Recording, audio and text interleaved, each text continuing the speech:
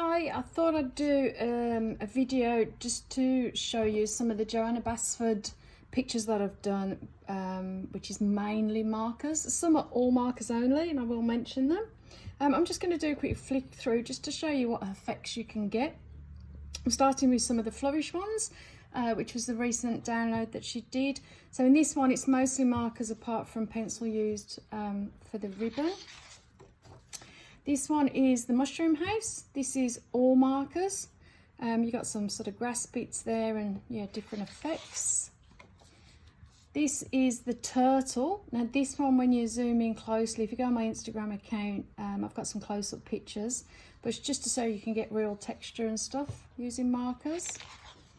And this one was the Butterfly one. There's a bit of pencil in the background, but the rest is markers. And this one's really good to illustrate with the little daisies, that by leaving some areas not coloured, that you can actually get a really good effect as well.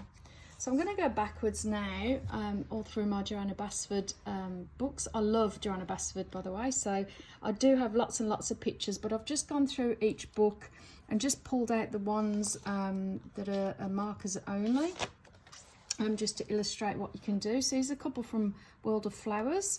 That's just a very, very bright one there. That one was all green. There's a bit of green pencil around here, but the majority of it, especially with the detail, is fine liners. And that's fine liners are actually really good for the detail that you get in some of the pictures that you do. This one's all fine liners, all markers. The background was done with a brush marker, which you use for larger areas. And then obviously you've got the dotting effects and so on, which I will show you how to do in some of the videos that I plan to do. So that's the World of Flowers. If we going backwards in chronological order from her books, how they've been released. So for Ivy, I do have a couple. That one was that is all markers on that one. There's some good effects on the books with light and shadow and stuff. What one have I got here?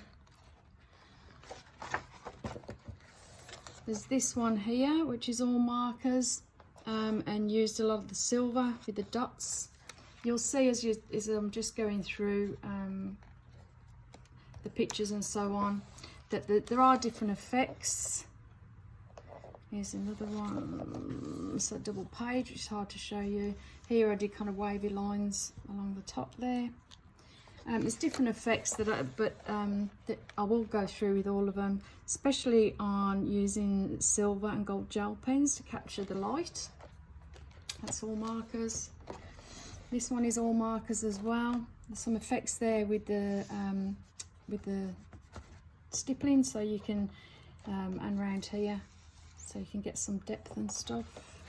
Oh, sorry. And then the last one is the mushroom. This is all markers as well, and on the back there. I really like black backgrounds. You'll notice that as I go through some other things. I think the black background to pictures can really make them pop. This is one I had on my Instagram page recently, so that's all markers. The toucan. This is in a Magical Jungle, so that one I did recently.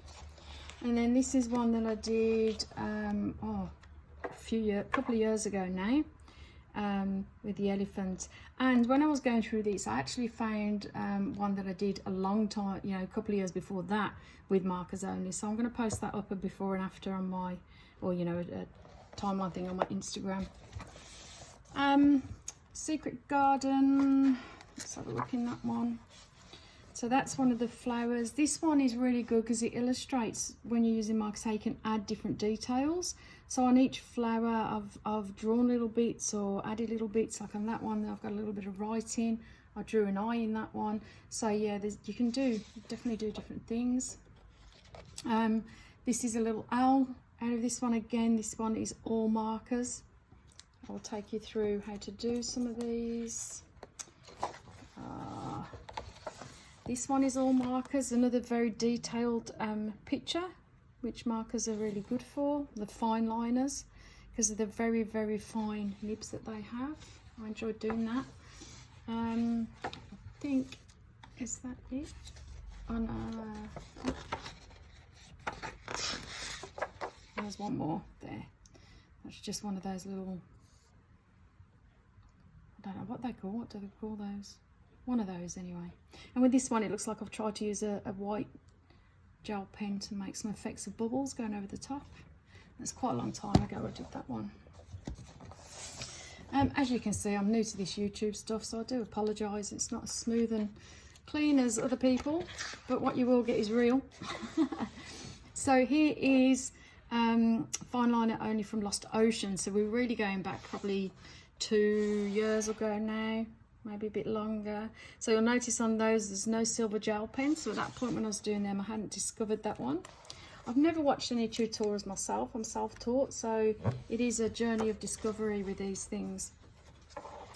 There's a seahorse one. Getting much older now. There's a sheep and a skull, all fine liners only. I think at this point I only had fine liners. And yeah, there's an ocean one. So I actually have always coloured with markers and things. I used to colour in children's books and so on.